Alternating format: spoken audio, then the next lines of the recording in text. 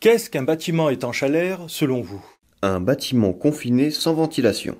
Un bâtiment dans lequel les flux d'air sont maîtrisés.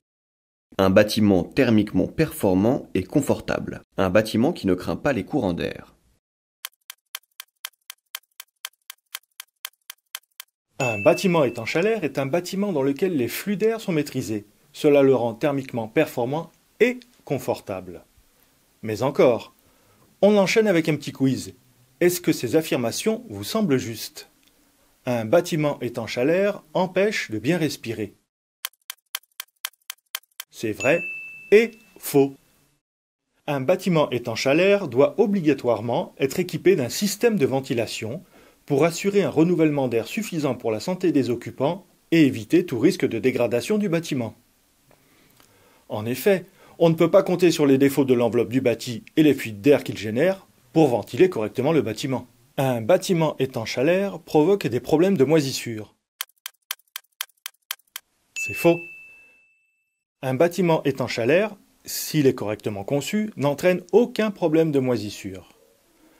Une enveloppe étanche à l'air et perspirante peut être comparée à une veste en matière Gore-Tex, une couche isolante, une couche étanche à l'air pour se protéger du vent et une matière permettant l'évacuation de la transpiration. La paroi est conçue pour ne pas enfermer d'humidité.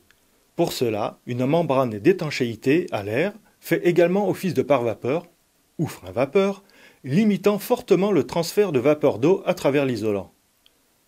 Et c'est au système de ventilation mécanique d'assurer l'évacuation de l'humidité de l'air ambiant qui est générée par la respiration et l'activité des occupants. Le traitement de l'étanchéité à l'air de l'enveloppe ne concerne que la construction neuve.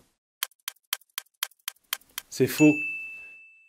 Il est tout aussi important de rendre étanche à l'air l'enveloppe d'une rénovation que celle d'une construction neuve.